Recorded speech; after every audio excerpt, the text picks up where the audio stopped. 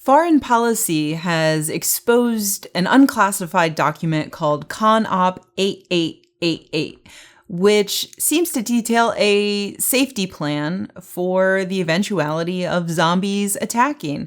Now, I know what you're thinking. What kind of zombies are we talking about? There are slow zombies like in Day of the Dead. There are fast zombies like 28 Days Later. There are curable zombies like in Warm Bodies. Spoiler alert, sorry. But don't worry, because this document does actually cover a variety of zombies, including chicken zombies and even vegetarian zombies. Now, foreign policy does not detail whether or not that means the zombies only eat vegetables or whether it means they only eat vegetarians.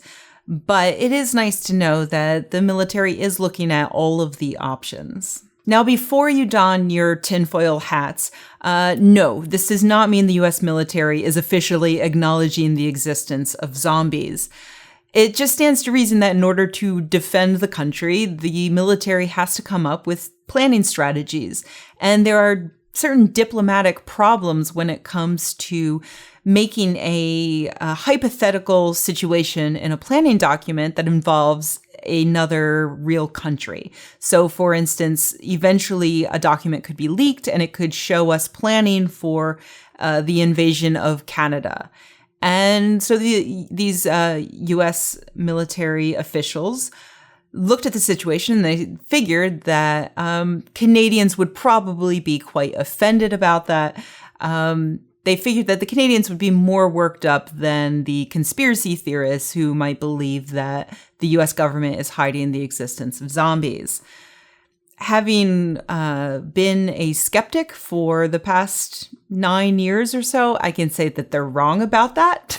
And I really look forward to reading about this document for years to come on the sort of paranormal message boards that I sometimes lurk around. In fact, this document is already riling people up, not necessarily the zombie conspiracy theorists, but there are a lot of people complaining about their tax dollars at work. Don't get me wrong, there are a lot of things I disagree with when it comes to the United States military, but drafting planning strategies is not one of them. In fact, I don't even think I would be angry if I found out that the US military was actually strategizing for an eventual zombie takeover.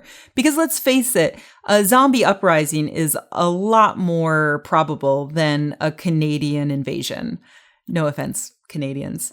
But if you look around our natural world right now, there are tons of organisms, parasites, bacteria that can actually do very zombie-like things. For instance, there is a fungus that was discovered by Alfred Russel Wallace, which infects ants, causes them to change their behavior, leave the safety of their homes, go find an environment that is more likely to be able to let the fungus grow, and then they chomp a hold of a leaf and they wait to die, at which point the fungus will explode out of them. That's actually the fungus that the zombies in The Last of Us are based on. And there are a lot of other, I could give you hundreds, if not thousands, of examples of things that happen every day that are a lot like that can result in a zombie-like thing. One of my personal favorites has always been rabies. Rabies is incredibly zombie-like. It infects warm-blooded creatures. It makes them more aggressive. It makes them want to run out and bite something. It causes them to salivate more. It makes them afraid of water to the point where they can't even swallow properly. And it's passed from organism to organism through fluids by biting. That's super zombie-like. So anyway, definitely be critical of U.S. military spending. But in this case, realize that number one, they're not really preparing for a zombie invasion. This is just a planning document that allows them to extrapolate that to a variety of real-world situations.